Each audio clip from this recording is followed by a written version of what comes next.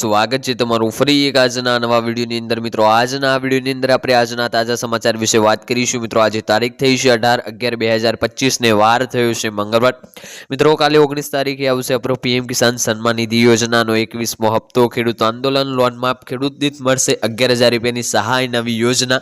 આ યોજનાનું ફોર્મ કેવી રીતે ભરવાનું છે આના વિશે પણ વિડીયોની અંદર વાત કરીશું। સાથે વાત કરીએ તો વાવાઝોડાની ઠંડી ભૂકા કાઢશે, ખેડૂતો ખુશખબર આવી ગઈ। વાત કરીએ આગળના સમાચારની તો દેવા માફીને લઈને મોટી જાહેરાત। શું એલપીજી સિલિન્ડર સસ્તા થશે? ખેડૂતોના દેવા માફ નહીં થાય તો ગામે ગામ આંદોલન। સર્વના ધંધિયા જે છે ખેડૂતોને વળતર મળશે। સાધન ખરીદી પર 50%ની સબસિડી। આ તમામ સમાચારની આપણે આજના આ એક વિડીયોની અંદર વાત કરીશું, એટલા માટે આજનો આ વિડીયો તમે એન્ડ સુધી જોતા રહેજો। વિડીયો પસંદ આવે તો વિડીયોને એક લાઇક કરજો। તમે આપણી આ ચેનલ ઉપર નવા હોય તો ચેનલને સબસ્ક્રાઇબ કરી દેજો અને કમેન્ટ કરીને ખાસ જણાવજો કે આપણો આજનો આ વિડીયો તમે કયા ગામમાંથી અને કયા જિલ્લામાંથી જોઈ રહ્યા છો, જેથી કરીને આપણને પણ ખબર પડે કે આપણો આજનો આ વિડીયો આ ગામ આ જિલ્લા સુધી પહોંચી રહે છે। તો વિડીયોની હવે શરૂઆત કરીશું આજના પ્રથમ સમાચારથી। આજના પ્રથમ સમાચારની વાત કરીએ તો વાવાઝોડું અને ઠંડી ભૂકા કાઢશે।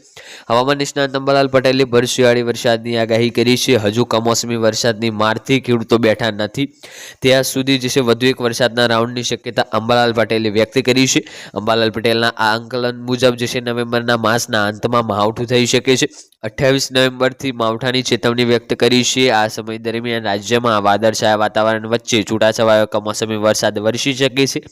હવામાન નિષ્ણાત અંબાલાલ પટેલની આગાહી મુજબ બંગાળના ઉપસાગરમાં આજથી લો પ્રેશર બની હલચલ વધશે, જે સુપર સાયક્લોનમાં ફેરવાઈ શકે છે। 19 નવેમ્બર પછી અરબી સમુદ્રમાં પણ લો પ્રેશરની શક્યતા છે। ગુજરાતમાં વાદળો વધતા તાપમાનમાં વધારો થઈ શકે છે। નવેમ્બરના અંત તથા ડિસેમ્બરની શરૂઆતમાં ફરી માવઠાની સંભાવના છે। ખેડૂતો હવે માછીમારો સાવધાન થઈ જજો। વાત કરીએ આગળના સમાચારની તો ખેડૂતો ખુશખબર આવી ગઈ। દેશભરના ખેડૂતો માટે રાહતના સમાચાર આવ્યા છે।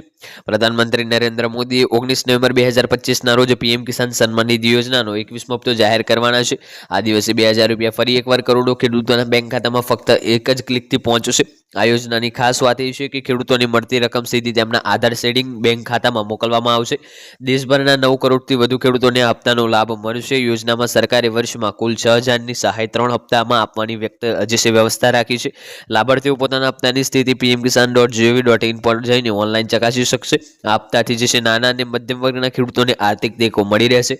વાત કરીશું આગળના સમાચારની તો દેવા માફીને લઈને મોટી જાહેરાત। પરેશ ગોસ્વામીની જીવે ત્યાં સુધી કોઈ ચૂંટણી લડવાના નથી। આંદોલન બીજી રાજકીય છે। 12 દિવસ પછી અમે ગાંધી ચિંધ્યા માર્ગે મોટું આંદોલન કરીશું। આ આંદોલનને હવે અમે ગાંધીનગર લઈ જવા માંગીએ છીએ। હું ગામડે ગામડે જઈને ખેડૂતોને જાગૃત કરીશ। ગાંધીનગરમાં ઇતિહાસમાં ક્યારેય એકઠા ન થયા હોય એટલા ખેડૂતો એકઠા થશે। અમારો ટાર્ગેટ છે કે ગાંધીનગરમાં 40,000 થી 50,000 ખેડૂતો ભેગા થઈએ અને કૃષિ મંત્રી અને મુખ્યમંત્રીને અમારી રજૂઆત કરીએ। વાત કરીશું આગળના સમાચારની તો શું એલપીજી સિલિન્ડર સસ્તા થશે? રાંધણ ગેસની આયાત અંગે અમેરિકા સાથે એક મહત્વપૂર્ણ ડીલ થઈ છે। કેન્દ્રીય મંત્રી હરબદસિંહ પુરીએ જણાવ્યું હતું કે આ કરાર 1 વર્ષ માટે અમલમાં રહેશે। આ કરાર હેઠળ ભારતીય કંપનીઓ 2026માં અમેરિકાથી 2.2 મિલિયન ટન ગેસ આયાત કરશે। આ ભારતીય કુલ વાર્ષિક આયાતના 10% છે। આ જનતાને સસ્તું રાંધણ ગેસ પૂરો પાડવા તરફનું એક પગલું છે।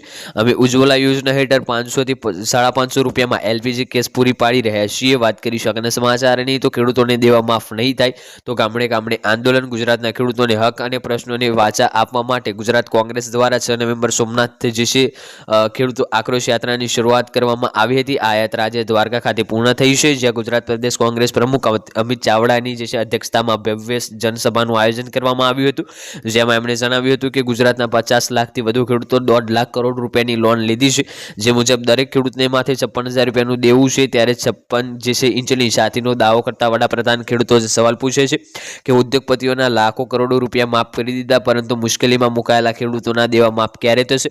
અમિતભાઈ ચાવડાએ સરકારને ચેતવણી આપતા જણાવ્યું કે જો આગામી બજેટ સત્ર સુધી સરકારે ખેડૂતોની દેવા માફી અંગેની કોઈ નિર્ણય લીધો નહીં તો રાજ્યના 18,000 ગામડાઓ સુધી કોંગ્રેસનો કાર્યરત જશે। તમામ લોકો જાગૃત થશે અને ખેડૂતોના હક માટે ન્યાય વિધાનસભાએ પહોંચશે। વાત કરીએ હવે આગળના સમાચારની તો સર્વેના જે છે ધાંધિયા ખેડૂતોને વળતર મળશે. કૃષિ રાહત પેકેજ 2025 હેઠળ પાક નુકસાનીનું વળતર મેળવવા માટે ખેડૂતોએ અરજી કરવા લાઈનો જે છે લાઈનો લગાવી રહ્યા હતા, પરંતુ સર્વર ડાઉન હોવાને કારણે તેમની ઓનલાઈન અરજીઓ જે છે થઈ શકી નથી. સરકારે 14 નવેમ્બરથી 15 નવેમ્બર જે છે દિવસ માટે KRP પોર્ટલ ખુલ્લું કર્યું છે. પ્રારંભિક 2 દિવસમાં માત્ર ઘણા ખેડૂતોની જ અરજી થઈ શકશે. જો આ જ સ્થિતિ ચાલુ રહેશે તો બાકીના 13 દિવસમાં લાખો ખેડૂતો કેવી રીતે અરજી કરી શકશે તે મોટો સવાલ ઊભો થયો છે. વાત કરીશું આગળના છેલ્લા સમાચારની તો સાધન ખરીદી પર 50%ની સબસિડી, 22થી વધુ વસ્તુઓ જે છે અડધા ભાવે. કડી SPMC દ્વારા શરૂ કરાયેલ આ કલ્યાણકારી યોજનાનો મુખ્ય હેતુ ખેડૂતોને જે છે પરનું આર્થિક ભારણ ઘટાડવાનો છે. આ યોજના અંતર્ગત ખેતીવાડીના સાધનો, ખાતર, બિયારણ જેવી ખેતી ઉપયોગી સામગ્રી તેમજ રોજિંદા વપરાશની આવશ્યકતા ચીજવસ્તુઓ સહિત 22થી વધુ આઇટમોના સમાવેશ કરવામાં આવ્યો છે. આ યોજનામાં ખેડૂતોને કોઈપણ પસંદ કરેલી વસ્તુની ખરીદી પર માત્ર 50% રકમ જ ચૂકવવાની રહેશે, જ્યારે બાકીના 50% રકમ કડી APMC દ્વારા સબસિડી ઓમ સ્વરૂપે ભોગવવામાં આવશે. આનાથી ખેડૂતોની ગુણવત્તાયુક્ત વસ્તુઓ સરળતાથી વસાવી શકશે. તો મિત્રો, આજનો આ વિડીયો આપણે પૂર્ણ કરીશું.